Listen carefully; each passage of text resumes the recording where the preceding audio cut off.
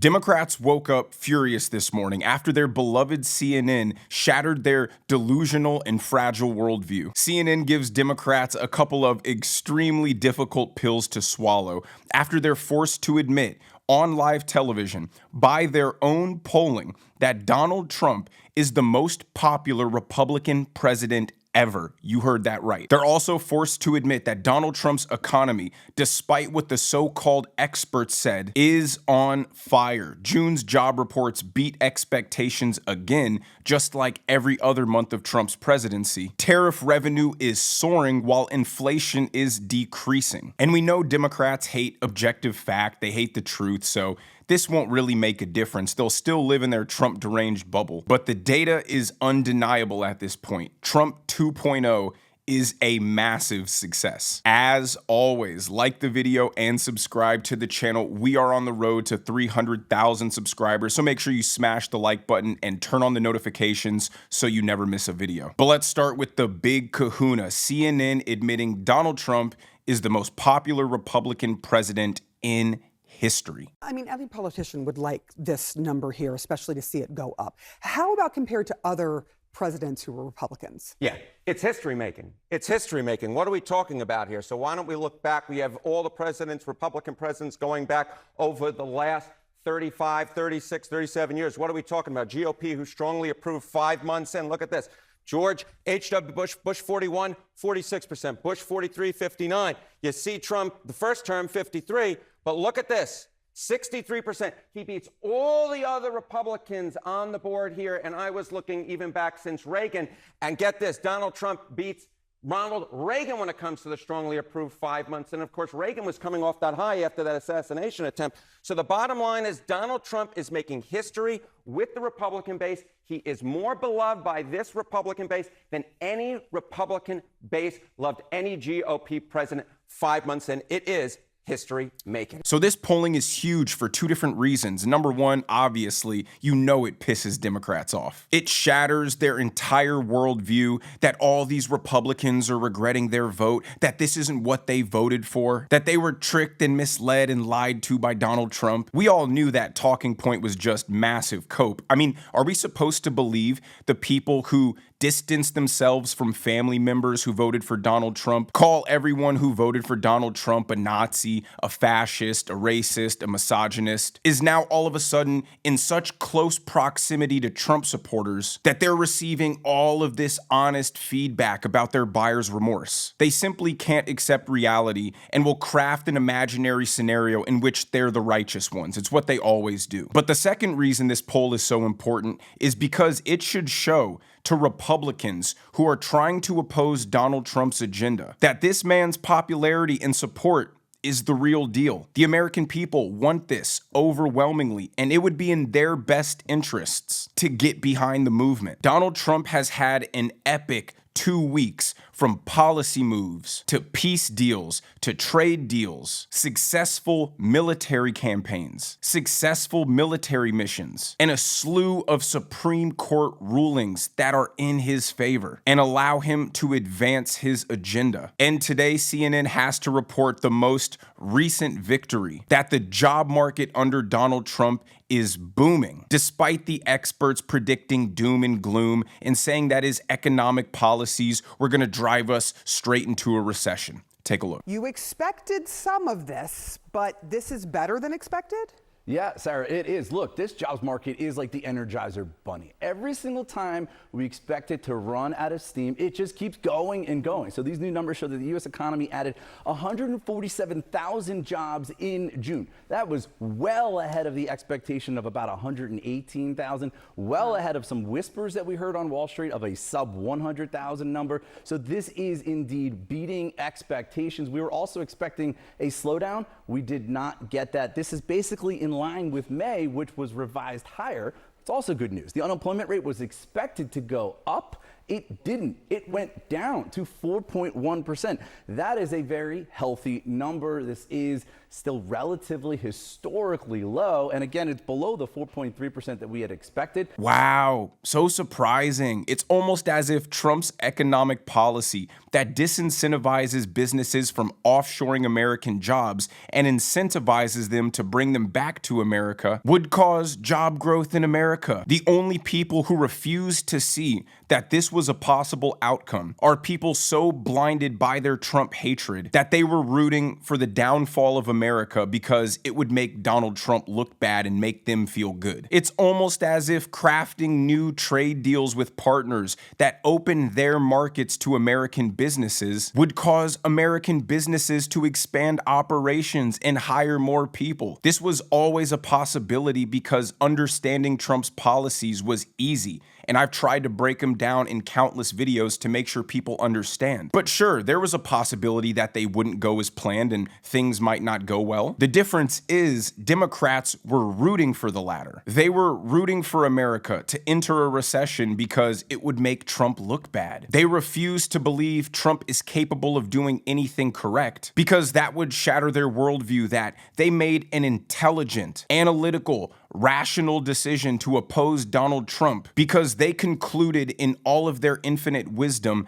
that they knew better than him. And if they admit that Trump was right and that they were wrong, well, then they'd have to admit that they're not very capable at making educated decisions. But Democrats are pretentious and self-righteous and allergic to accountability. So to protect their fragile ego crafted by years of being told they're perfect and special and coddled with safe spaces, they elect to be willfully ignorant and live in imaginary Disney fairy tale Looney Tunes world, where everything is fun and magical and friendly and Trump is the big bad guy trying to stop a good time. Here's Fox News talking about the absolute role Donald Trump has been on the past couple of weeks.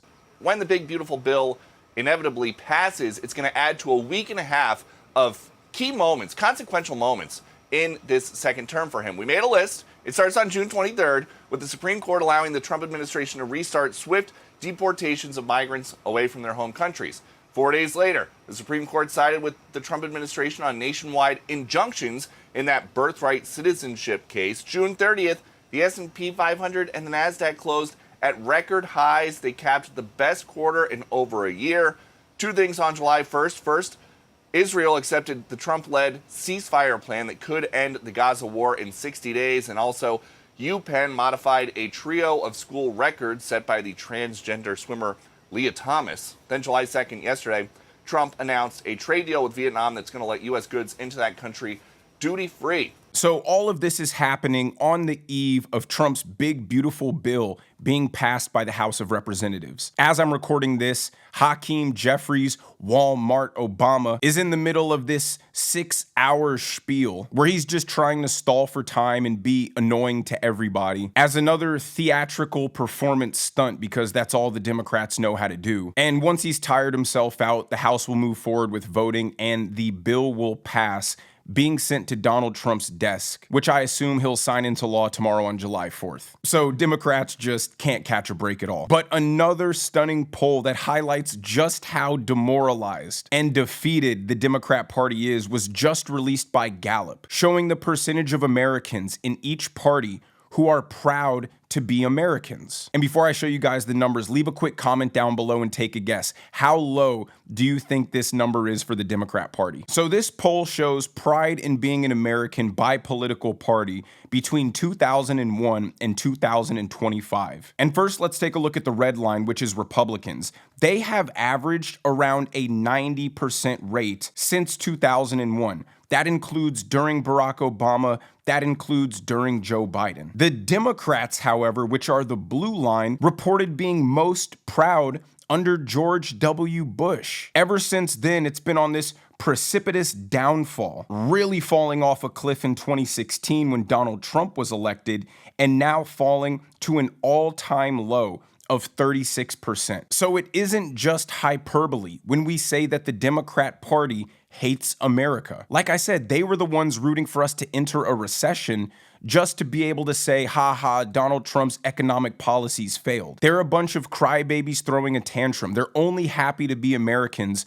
when they are in power, when they're in control, and can tyrannically force their ideology and philosophy down everybody's throat by force. They'll all say, oh, we don't hate the country, we just don't like the president. We're ashamed of the president. Well, still almost 90% of Republicans had pride in being an American during Obama and the Biden administration. So the excuse that, well, we don't like the president, so now we hate the country and want to see it fall, isn't a legitimate excuse. They've been taught to think that America is inherently evil, that all the world's problems today are somehow the fault of American imperialism, that our values of capitalism and free market trade and liberty are evil and exploitive and should be replaced with communism, that the white race that founded this country was inherently evil and genocidal and racist, and therefore should be replaced by much better and nicer black and brown people from all across the third world. That our national mission to become a more perfect union, which led to progression of human rights and civil rights, is somehow inferior to all these other countries that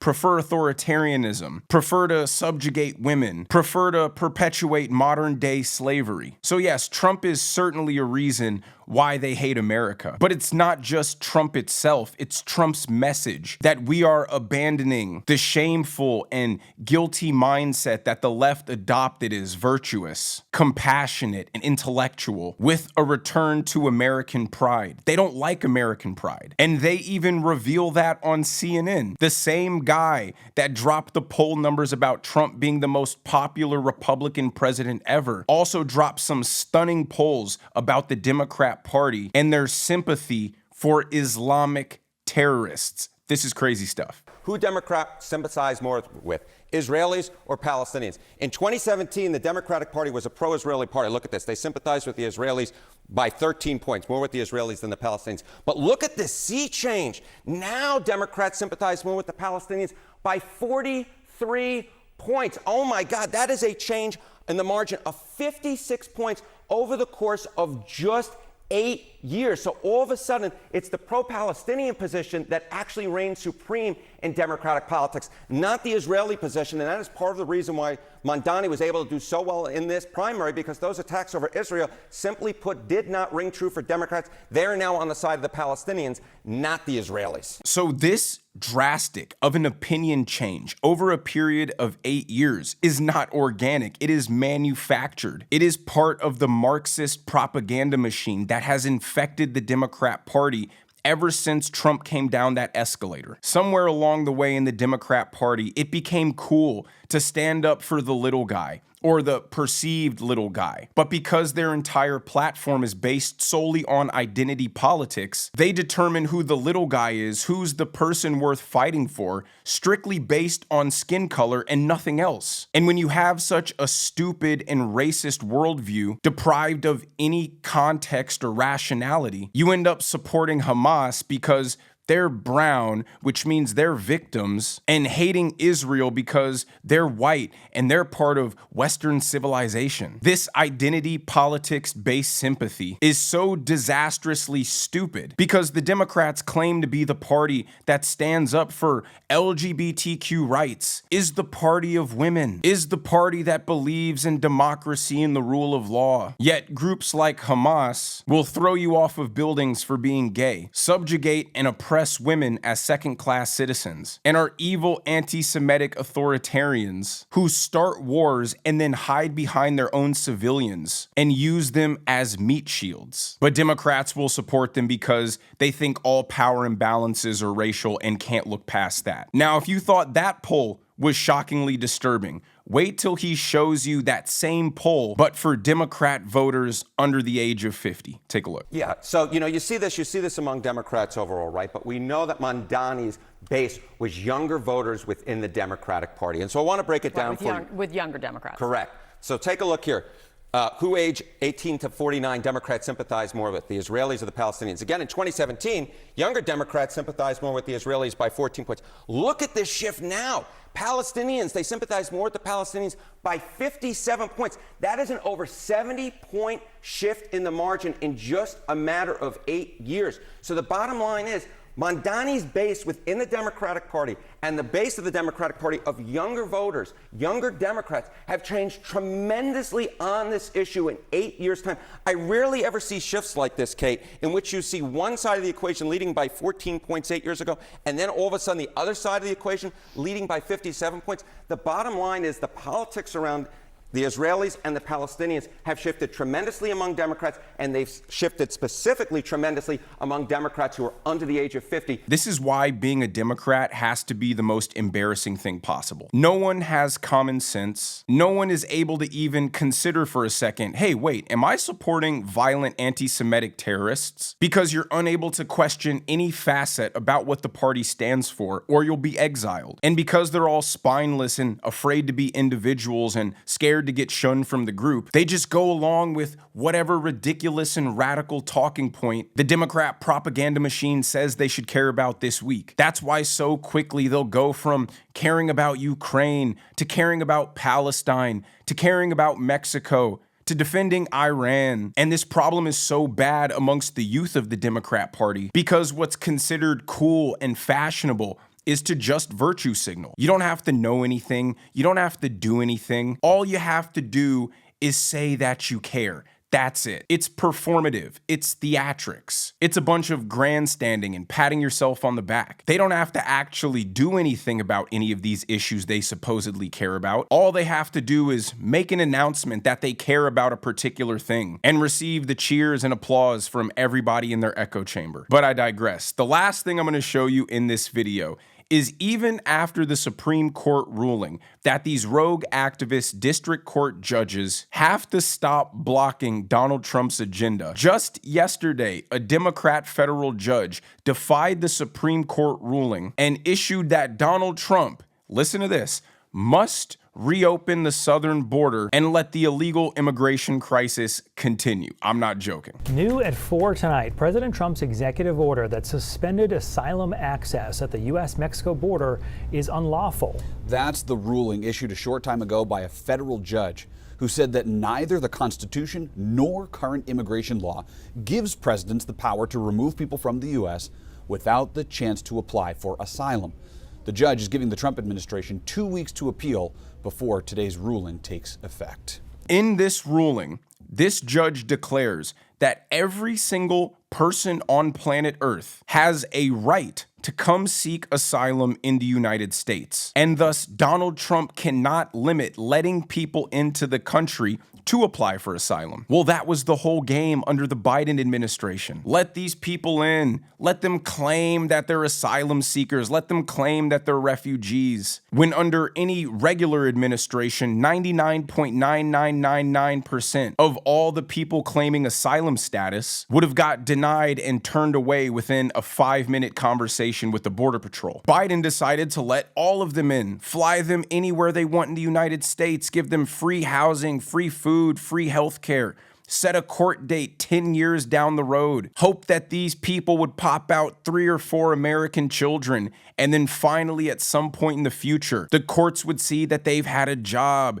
that they have all these American kids, that they have roots here now, and grant them a path to citizenship. That was the whole game. It was a complete abuse of our asylum program. And Donald Trump shut that down and said, we need to get this sorted out. But now this rogue judge thinks he can usurp the power of the president, dictate immigration policy, and compel the American people to have their country invaded by the third world. But let me know what you guys think down in the comment section below.